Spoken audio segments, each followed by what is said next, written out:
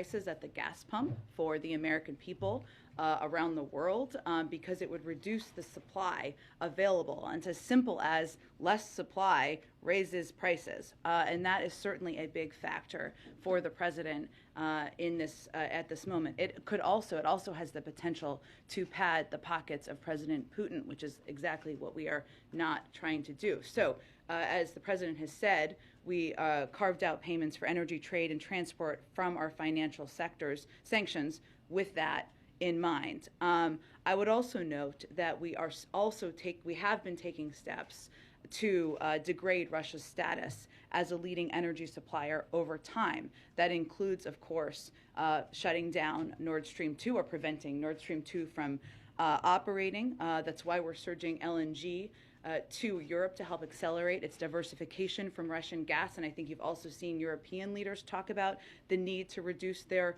reliance and to diversify. And we are continuing to look at other options we could take right now to cut U.S. consumption of Russian energy. I mean, for us, if you look at publicly available data, it's only about 10% of our imports. But again, reducing the supply out there would have an impact on prices and on prices at the gas pump. I guess the question is, if oil is already so expensive, isn't he already benefiting from an already costly price of oil? How does he stand to benefit if you continue to allow that? If it reduces further, it makes it more expensive. So I think we look at it through that prism. Go ahead.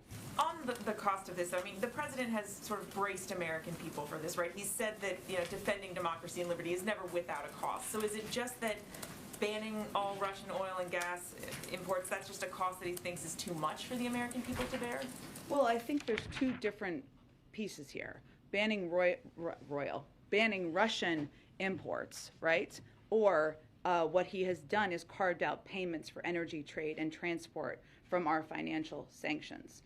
They're slightly two different things. And the president, the volatility in the oil markets, as the president has been predicting and as you referenced, he talked about in the speech he gave last week, is a direct result of the fact that President Putin invaded Ukraine, and that has created volatility. One of the big reason, of course, that the president announced the release of of 30 million barrels from the Strategic Petroleum Reserve and the coordinated release is to address that and ensure we are doing what we can to put more in the marketplace. But again, his prism he looks at this through is how can we maximize impact on President Putin while minimizing it on the American people. And President Zelensky has called on Russia to be stripped of its ability to vote in the UN Security Council. Does the U.S. want Russia to be removed as a permanent member? We don't see that happening. We certainly understand they have a permanent seat on the Security Council. Of course, that is why it's so particularly disturbing that Russia, given its particular responsibility for upholding the UN Charter, is actively subverting the Charter and abusing its position. The fact is they have a permanent, we're really focused on isolating them, on isolating Russia and holding them accountable. And as you know, that's what we and our allies are focused on doing. Go ahead. President Zelensky is calling again for a no-fly zone over Ukraine. Is that something you're giving any thought to at all? Again, the reason why that has not been a step the president has been willing to take or we have been interested in taking is because a no-fly zone requires implementation. It would require essentially the U.S. military shooting down Russian planes and prompting a potential direct war with Russia, the exact step that we want to avoid. When the president of Finland visits tomorrow, does the president want to talk to him about joining NATO? Well, the president is looking forward to welcoming the president of Finland tomorrow to the White House to continue their conversations about enhancing our strong bilateral relations. I would note that they have spoken twice in the last few months, once on December 13th and again on January 18th. I would expect they will discuss the U.S.-Finnish defense relationship, which is very strong and in fact complements Finland's close partnership with NATO. Along with Sweden, Finland's status is as an enhanced opportunity partner for the alliance, which helps ensure strong defense and close security ties in the Baltic Sea region. But it remains for any country, up to that country and up to members of NATO to determine any path forward there. Lastly, Russia's been cracking down on independent media and dissent at home. What's your reaction to that? We have seen that and are deeply concerned. Let me give you some specific examples, because as journalists yourself, I think you will hear it as quite jarring. One moment, sorry, I just want to find all the specifics in here. Thank you for your patience. One second. Okay. The Kremlin right now is engaged in a full assault on media freedom and the truth. Let me give you some examples. Today, independent media sites such as Echo Moscow Radio and TV Rain are off the air and threaten to block, they kicked them off the air, and they threaten to block online platforms such as VOA Russia. We've seen Russia prohibit Russian media from referring to what they are doing in Ukraine as, quote, a war, or, quote, an invasion, or, quote, an attack. They are banning their use of terms even, allowing media to use only government-sourced information to report on the war. They've called a special session of the parliament to consider a bill to make unofficial reporting on Russia's further invasion punishable by up to 15 years in prison. They have arrested more than 7,300 protesters, some immediately after they began to protest Putin's war of choice. They have blocked and shut down social media sites such as Twitter, Facebook, and Instagram, and they've limited the amount of dollars citizens can take out of the country. What they are trying to do is block any information about what they are doing to invade a sovereign country, and they're taking severe steps to do exactly that. Go ahead. Just to follow up, is the administration moving closer to banning Russian oil imports? I don't have any assessment of that for you. I just wanted to note the difference between them, or that there are several different components of options. I guess the question is, what's the calculus in waiting if it's ultimately the step that the United States is going to take? Well, there's a policy process that is undergone for any decision that is made. Sometimes those move rapidly, and often there are a range of factors that are discussed as those decisions are made. The Pentagon noted today that Russian convoy that's about 40 miles at least long is still stalled, largely, they believe. Yeah. Does the president still think, though, that ultimately Russia is successfully going to take Kyiv? That continues to be their aspiration. I think the Pentagon also noted that they now have 90% of their military combat power pre-staged at the Ukrainian border is now in Ukraine. They've launched more than 480 missiles at Ukraine in the invasion. That's about up from 450 since Thursday. So they are continuing to take aggressive steps and move towards their ultimate objective, which is taking over Kyiv and taking over the country. Any assessment on timing for that? I don't have an assessment to offer from here. Go ahead. Oh, go ahead. Is there any situation where President Biden would sit down with President Putin in person again, so long as Russian forces are in Ukraine? I can't make an assessment of that, Caitlin. Right now, they're invading a sovereign country and continuing to escalate every day. We're never going to take diplomacy ever off the table, but again, now's not the moment for that. But why not rule out an in-person meeting if his forces are in Ukraine, a sovereign country? Again, we have discussions internally about what the best steps are to de-escalate what is clearly a horrific conflict on the ground. Now is not the moment. We're not planning a meeting between them or an engagement or a call. The president's been very, very clear about that. But we'll have those discussions internally and weigh the range of factors. Go ahead. Thanks, Jen. We understand that new U.S. sanctions against oligarchs are going to be announced this afternoon. Yeah. Individual oligarchs might be named. Yes. How is the White House choosing which oligarchs to sanction? Do you start with the richest ones or the ones with the closest ties to Vladimir Putin? We look at one of the big factors is, of course, the proximity to President Putin. We want him to feel the squeeze. We want the people around him to feel the squeeze. I don't believe this is going to be the last set of oligarchs. Making them a priority and a focus of our individual sanctions is something the president has been focused on. And I understand that a travel ban is going to be one component of this announcement. What about oligarchs who are already here? Will they have to leave the country immediately? Let me check on that for you. I think we'll have some sort of backgrounder on this to get you more details, and the president will have more specifics himself in about 30 to 45 minutes, depending on how close we are in time. Okay. The president announced the other night a ban on Russian aircraft traveling over U.S. airspace. As far as you know, have there been any incursions on U.S. airspace by the Russians since then? And what would the U.S. do if a Russian aircraft were to violate that airspace? I'm not aware of any incursions. I'm certainly happy to check on that, and I can check. I'd really point you to the FAA on that, but and I'll see if there's more we can offer. Okay, and then finally, we all saw the news about the January 6th Yeah. committee and their belief that there was criminal activity. I wanted to get your reaction to that, and also, does the president believe that former Vice President Pence should volunteer to testify before the committee? Well, let me first reiterate something you heard the president say. The former president subverted the Constitution in an attempt to overturn a lawful and fair election. His actions represent a unique and existential threat to our democracy. And the president has been clear that these events warrant a full investigation. Part of this is what we're seeing play out and what you just mentioned and has been reported over the course of the morning.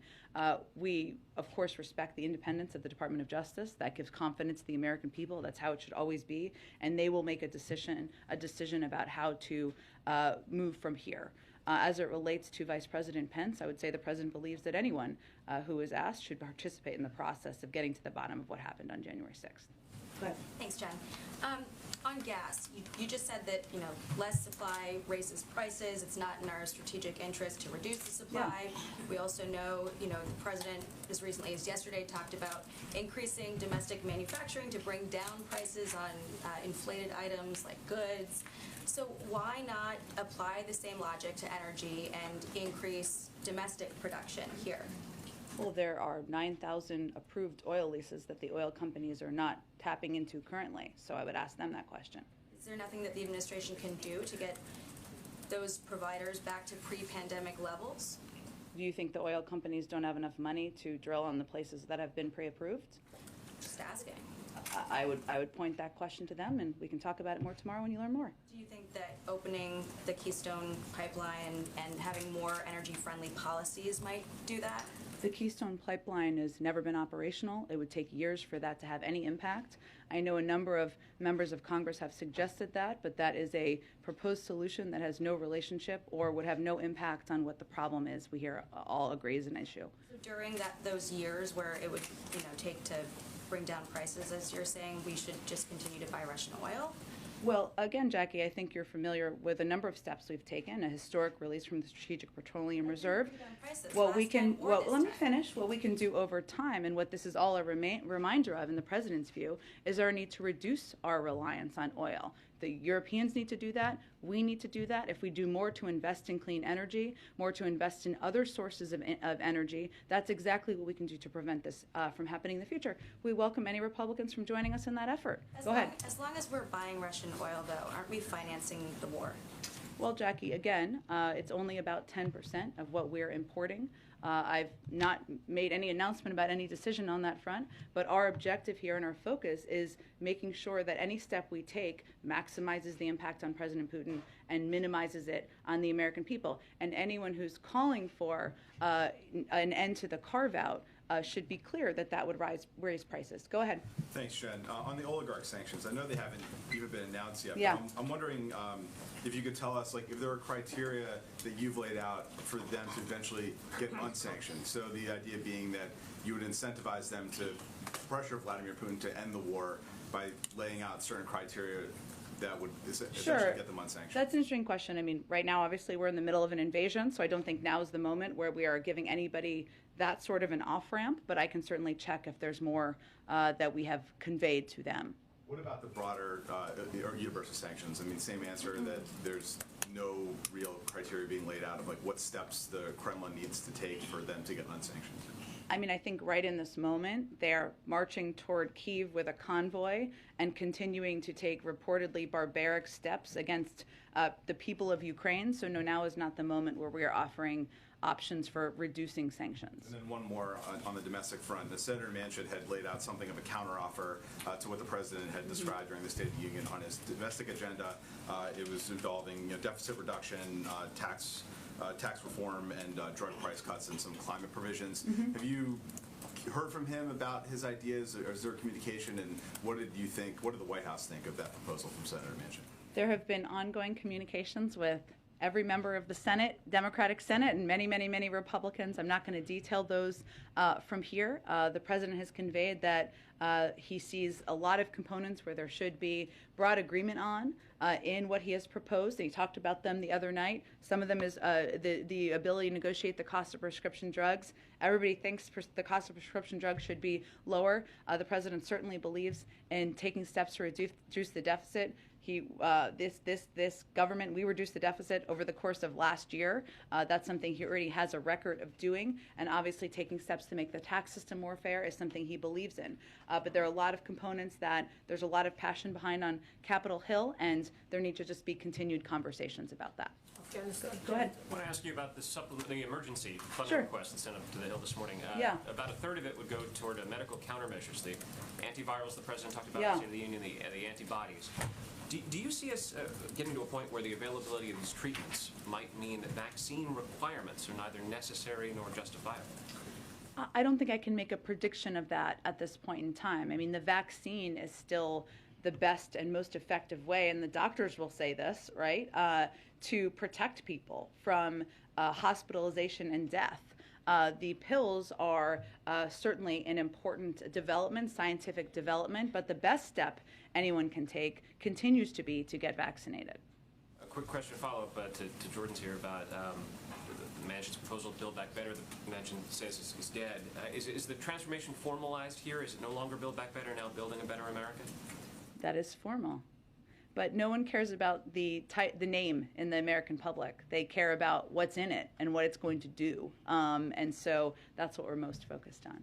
Go ahead. Jen, thank you. I have a couple. I want to try one Sure. more on the potential oil ban. Yep. It feels like because you now have Republicans and Democrats calling on the administration to ban oil from Russia, as you've laid out, there are a range of different options under consideration. What would the administration need to see in order to make a final decision? Need to see how. Tell me more. Happening on the ground. What would need to happen in order to prompt a final decision on an oil ban? I don't know that we look at it exactly through that prism.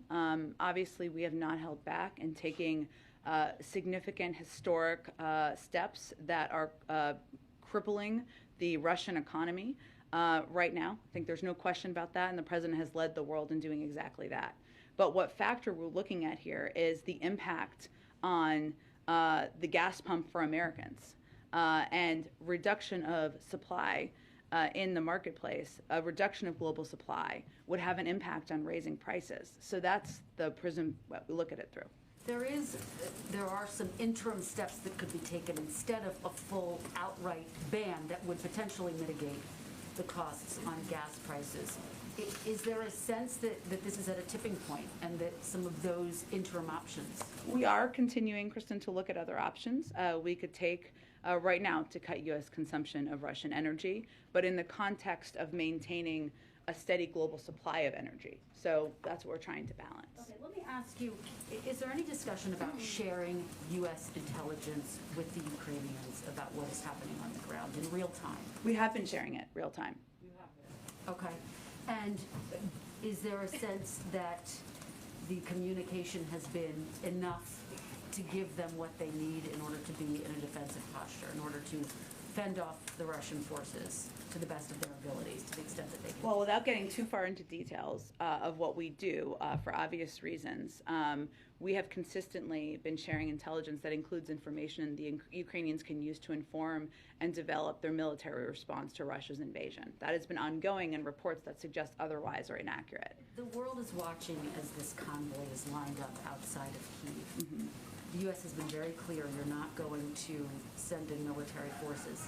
Is there anything the West can do to stop the convoy in its tracks, short of military action? Are there any possibilities that are under discussion? Well, one of the reasons the president pushed to expedite the delivery or the approval and delivery of a security package over the weekend was to give them, the Ukrainians, more support. The Russian economy right now, I think there's no question about that, and the president has led the world in doing exactly that. But what factor we're looking at here is the impact on the gas pump for Americans and reduction of supply in the marketplace. A reduction of global supply would have an impact on raising prices. So that's the prism we look at it through.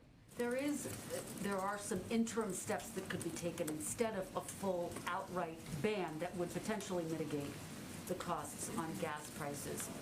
Is there a sense that this is at a tipping point and that some of those interim options? We are continuing, Kristen, to look at other options. We could take right now to cut U.S. consumption of Russian energy, but in the context of maintaining a steady global supply of energy. So that's what we're trying to balance. Okay, let me ask you, is there any discussion about sharing U.S. intelligence with the Ukrainians about what is happening on the ground in real time? We have been sharing it real time. Okay.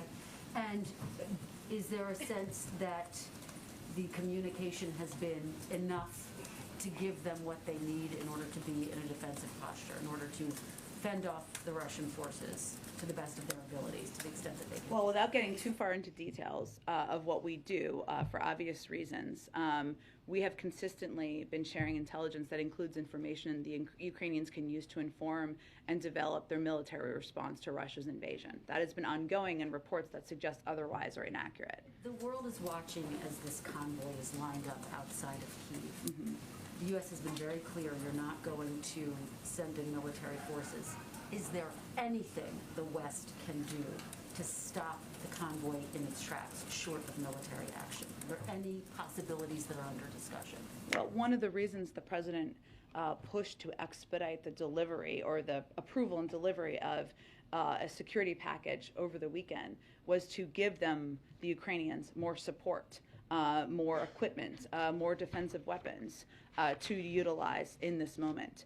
But we are not reconsidering or taking steps that would prompt a war between the United States and Russia. And if I could, there was a little bit of breaking news as we were coming out here. You may or may not be aware of it. Ukraine has said it's agreed with Russia to create safe corridors backed by ceasefires to evacuate civilians, deliver aid.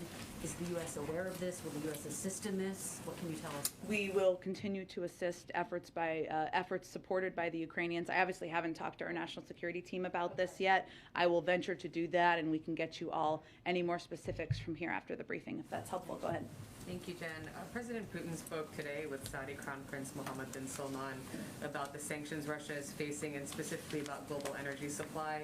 Given the volatility of oil prices, does President Biden have any plans to talk to the Saudi Crown Prince?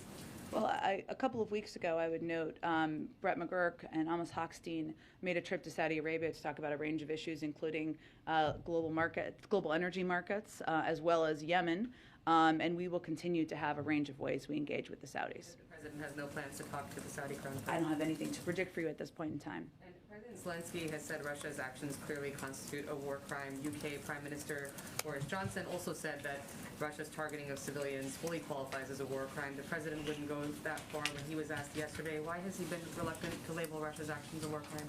Well, there is a process, and we have stood up a process internally, an internal team, to assess and look at and evaluate evidence of what we're seeing happen on the ground. That is a standard part of our process in the U.S. government.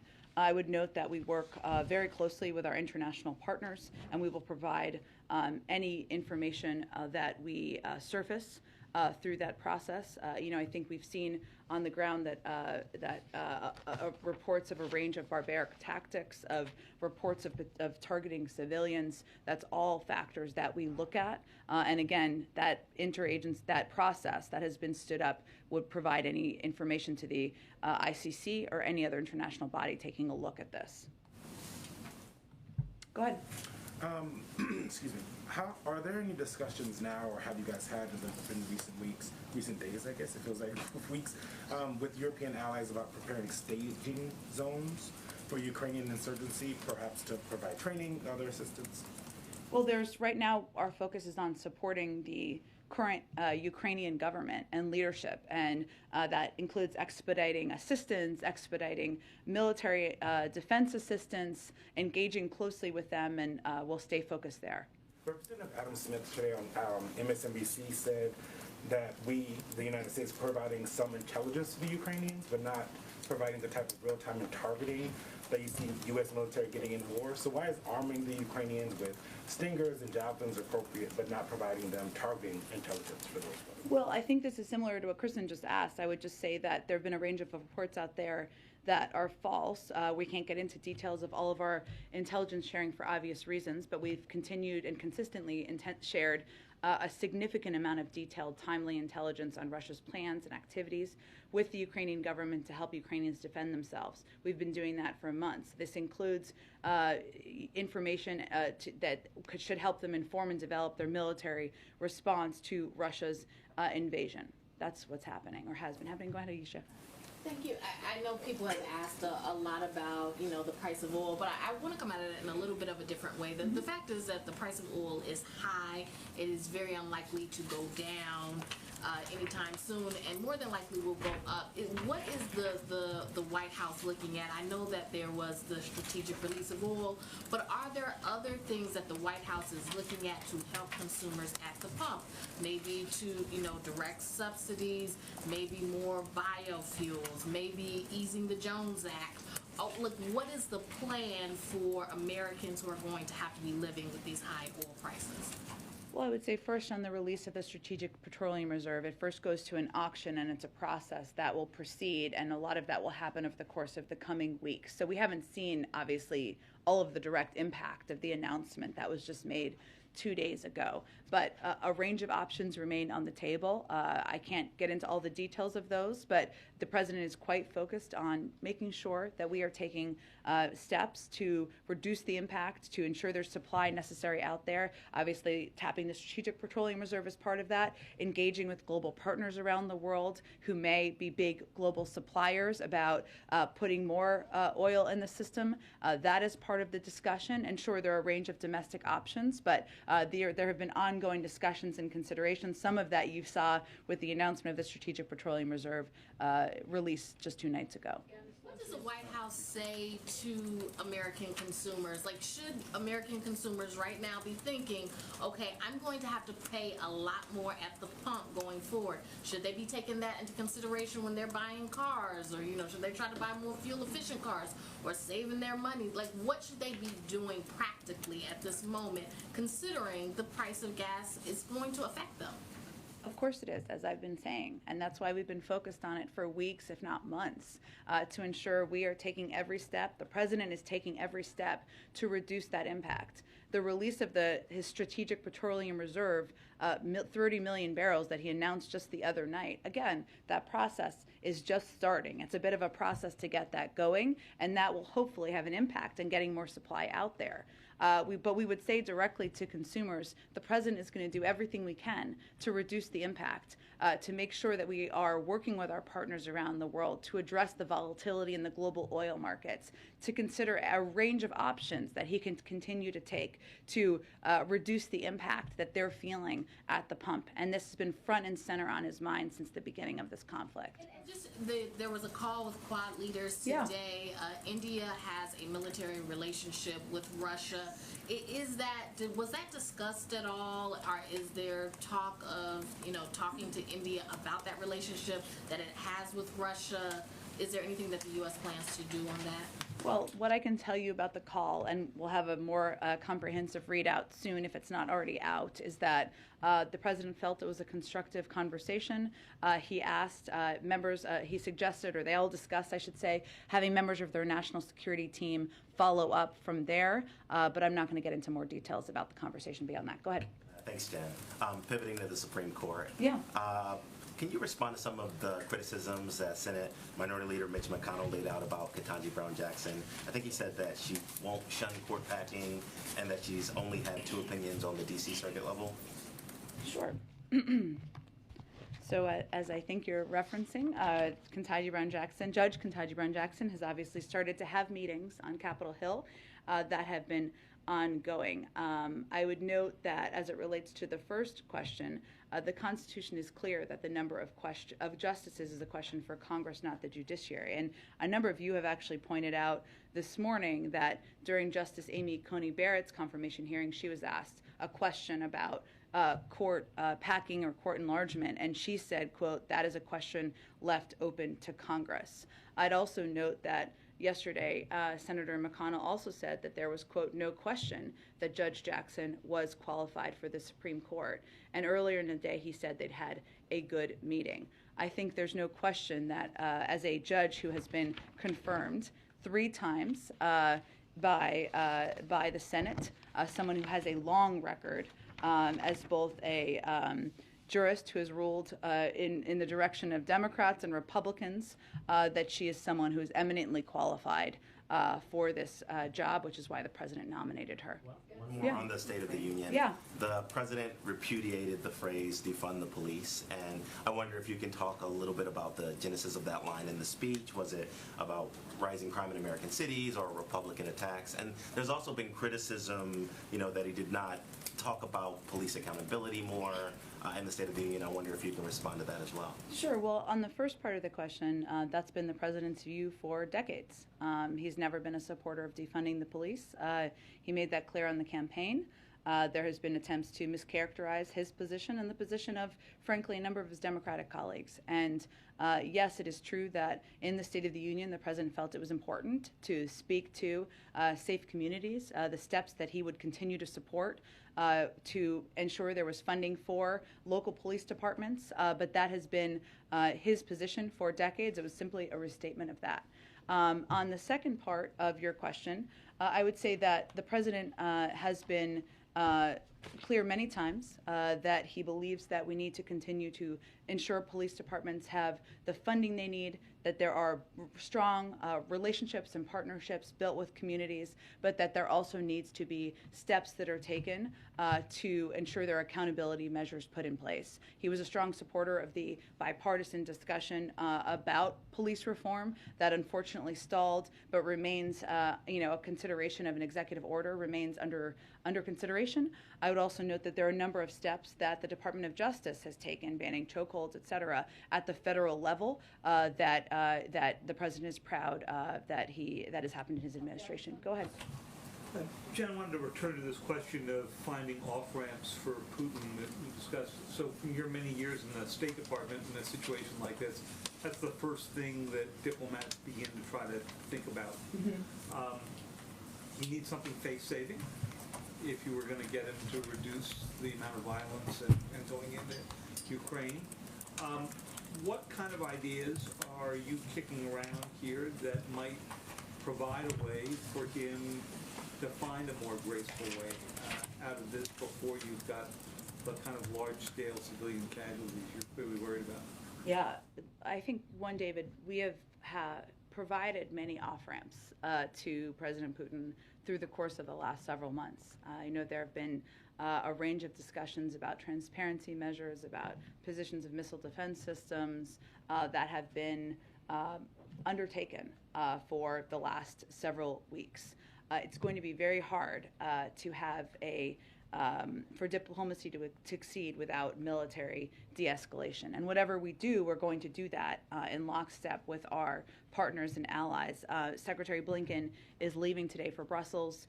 He's going to meet with NATO, the EU, and the G7 allies and partners to continue our close coordination before heading to Poland, Moldova, and the Baltic countries.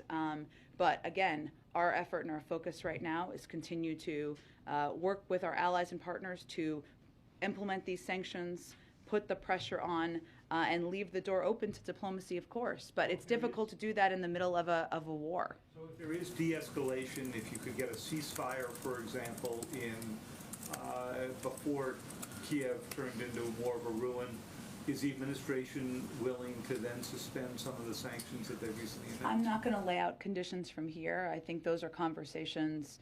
There'd be a range of conversations if there are de-escalatory steps that we would have with our European partners, and obviously Secretary Blinken will be playing a front and center role in doing exactly that. One last one for you. President Zelensky, in a news conference he gave a few hours ago, said that the West should recognize that where Putin is headed toward, he said, was Berlin. I mean, his point being that he wanted to take this war beyond Ukraine. Is that the administration's current assessment based on what Putin has said in public, in his conversations with Macron, with the president, and so forth? I think we all watched the speech, which now feels like it was a year ago, but was only last week, where he made clear he had broad ambitions of what he wanted to achieve. It is also true, though, that NATO has never been more unified, thanks in part to President Putin's aggression. And there are a range of countries that are exactly in that region who are NATO partners and allies. And President Putin would have to make a decision to go into a country where there is a NATO alliance, where there's Article 5 obligations, should he decide he wants to proceed beyond. So I don't have a new assessment from here other than... If you go to Moldova or Georgia, they're not NATO members. Certainly, I understand that. But, again, David, I don't have a new assessment to offer. But we are also closely watching, of course, what President Putin does and is doing since he delivered that speech last week. But I don't have anything new beyond what he has himself said publicly. Go ahead. Pivoting back to the President's State of the Union speech, on Tuesday he said that he wants to secure our border and fix the immigration system. That's a bit of a shift from last year's speech to Congress, where he spoke more about trying to find the root causes of why people are migrating. Why was there this sort of shift in messaging, kind of focusing on securing the border? And is that a new priority, or have priorities changed on immigration for the administration? No, I would say first the bill that the president proposed on his first day in office included smarter security and border protections, and also included a more humane path for migrants entering the country. Both of those remain priorities for the president. He believes that the immigration system is broken. It's long overdue to fix it.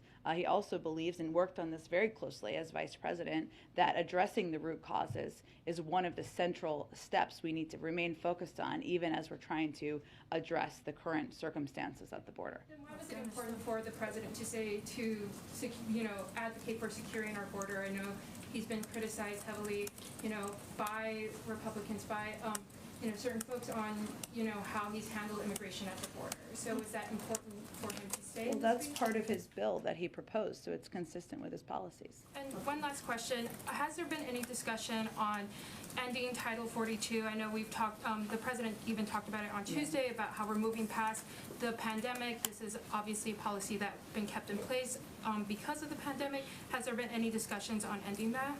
Well, that is a decision for the CDC to make. I believe Dr. Walensky said yesterday that she's reviewing that decision, so I can't get ahead of any decision she makes, but she is looking at that, and that's an assessment they make from the CDC. Go ahead, Karen. Thanks, Jen.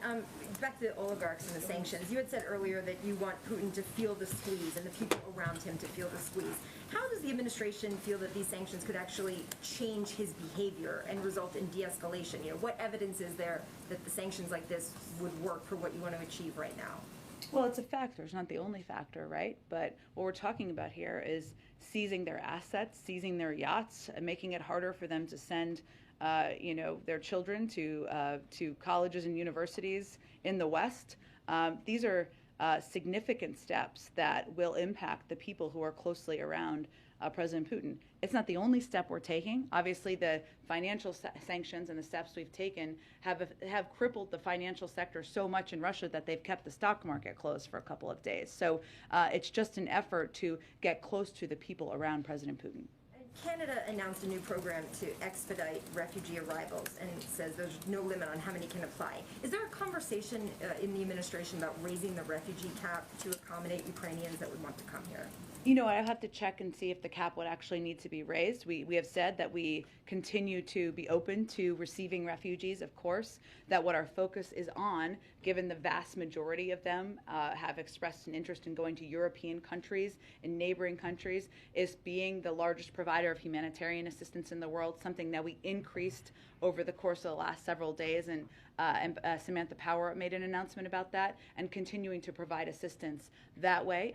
But we remain open as well. I think it's just, again, important to note what the preference is of the vast majority of the refugees who are leaving Ukraine. Go ahead. Oh, we got to wrap up in a second, but go ahead. Yeah, President Zelensky earlier said, calling for a no-fly zone again, said, if you don't have the strength to close the sky, then give me planes. Is the United States open to sending more air support to Ukraine? again, I'm not going to get into more details of what the Department of Defense may or may not consider, but what I will tell you is that we have continued to provide a range of defensive assistance, something we have increased, only increased over the last several days, but we are not considering taking steps that would put us in direct conflict with Russia. Is there any concern with, you've laid out the explanation for why you're steering clear of sanctioning Russia's energy sector at this point. Is part of the calculation in terms of how much to ratchet up, worrying that Putin will at some point determine that the U.S. has already joined the conflict everywhere but the battlefield and will retaliate? Is that a factor in the administration's decision-making in terms of how far to go, or is that already I'm not sure I factored understand in? the question. Well, the sense that Putin may retaliate against the United States, whether through cyber attack, some other measure, is trying to avoid that and trying to maybe not go past a certain line potentially. Is that something that I the would say administration- that the sanctions, the financial sanctions that we have issued are on par with what we have done to Iran. They are significant, they are historic, and they are crippling the sector. So I don't think we have held back in any capacity, aside from making sure we're prioritizing the impact on the American people. So no, I would not say that's how we view it. Okay, everyone, I'm sorry. I'm sorry, guys. We'll do this again tomorrow, and we'll be here. Thanks, everyone. Okay, I forgot I don't have a mask. I look. Thanks, everyone. Bye.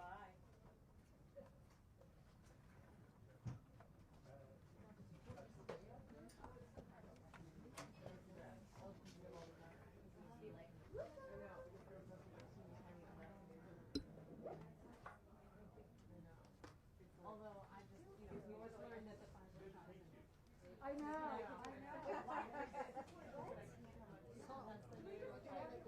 Kids under 12. Little, baby. Microdose. No rush. No rush at all. That's my dad. Okay. I don't think I have kids under 12.